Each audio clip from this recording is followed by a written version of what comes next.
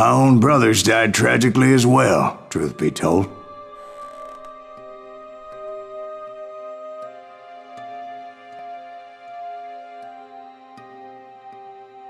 It was 1868, and me and my older brothers were pulling a tidy profit running cattle into Juarez, Mexico. One night after my brothers retired for the evening, I found a little poker game in a cantina with a couple of cowboys. And I just couldn't lose. I even won an old Spanish coin that had to be 100 years old. Well, I was mighty pleased with myself the next morning as my brothers and I rode for Texas. But before we crossed the border, those cowboys caught up with us. It was Johnny Ringo, Roscoe Bob Bryant, and another asshole named Jim. They wanted their money back and everything else we had, including our lives, as those boys didn't want us coming for them later.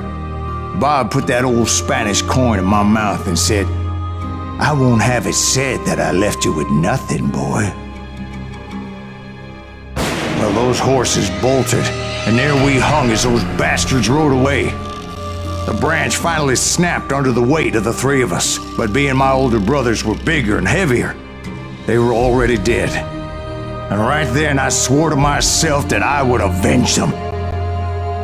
Ringo you know about, but Bob eluded me, until I heard he was riding with the Wild Bunch. I'd been on their trail for months, ever since they left their hideout in the Bighorn Mountains. Led by Butch Cassidy, they were a loose association of outlaws who robbed banks and trains from Colorado to Montana. Among them was the Sundance Kid, and that murderous hombre I was tracking, Roscoe Bob Bryant. Were you a part of that giant Pinkerton posse after the Wild Bunch? No, boy. A circus like that would have slowed me down. Besides, I wanted Bryant all to myself. I'd heard about a large shipment of gold being transported to Wilcox, Wyoming on the Overland Flyer. I figured the Wild Bunch would likely hit such a treasure, and by God, I figured right. They blew the bridge with the intention of forcing the train to stop. Well, I assumed the Wild Bunch was likely in the still intact part of the train high above. I was determined to make that sumbitch Bob pay for what he did to my brothers.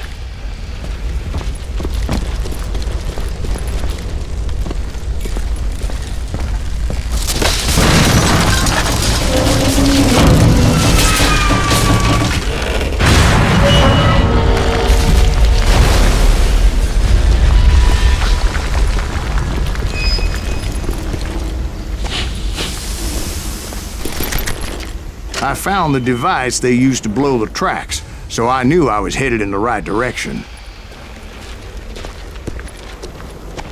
My ears are still ringing from blowing up that bridge. What'd you say? I can't hear a goddamn thing! Well, I made my way off unscathed and came upon a few members of the gang and had no choice but to dispatch them.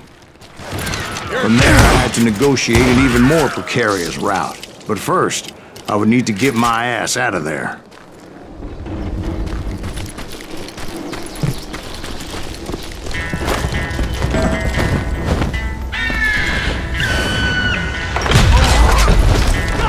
I jumped from the frying pan into the fire as the train was clearly fixing to fall. I had found the gang, but in order to find old Bob, I needed to fight my way forward past a whole passel of desperados. Outside, inside, anywhere I could, I made my way towards my prey.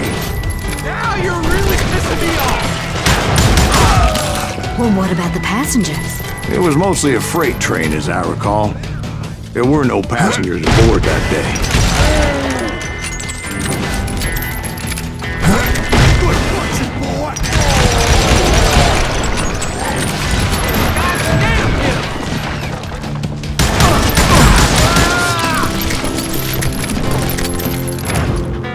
As I mentioned before, I am not fond of heights, but I was too busy dodging bullets to worry about falling to my death. Odds were I was likely to die that day anyway. So I was determined to take down as many of those bastards as I could.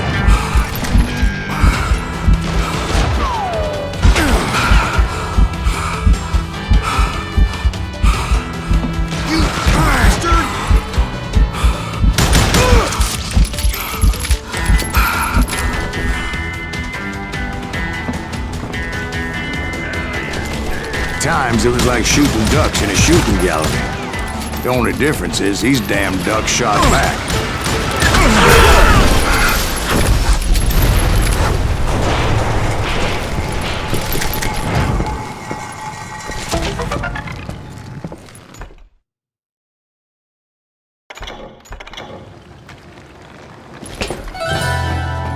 I kept hoping the law would show up and give me a hand. You mean like that giant Pinkerton posse that I read about?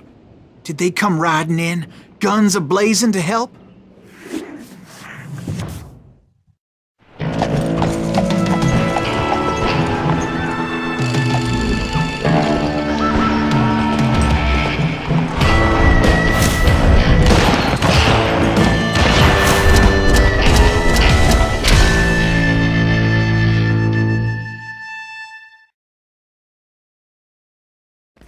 Help? From the Pinkertons? No, son. I had to fight the Wild Bunch all by my lonesome, as usual. Who the hell is that?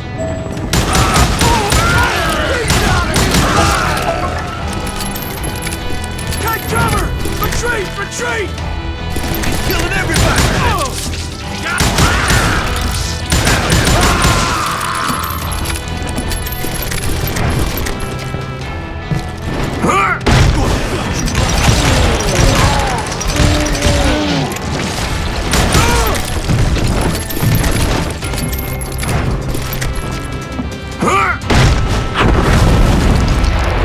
My guess is those dime novels didn't portray this as it happened, did they? Only a few stragglers were left. I had to cut them down pronto if I was going to stay on old Bob's trail.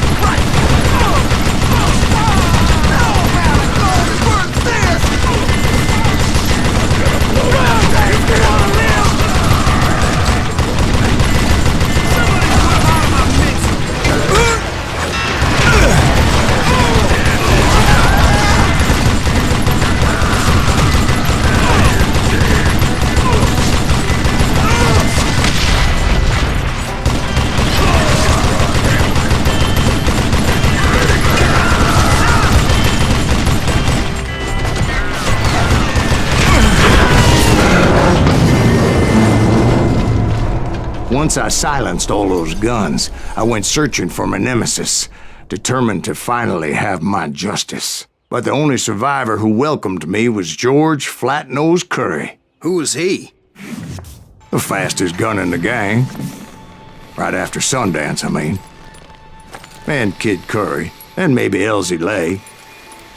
Though some folks might dispute that.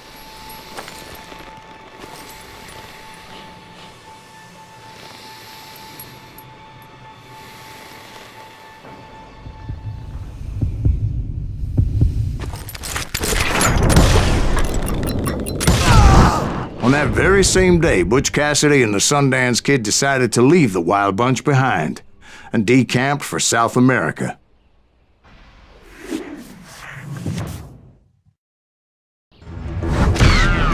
They ended up living down there for many years, but I'm sure you already know all about that.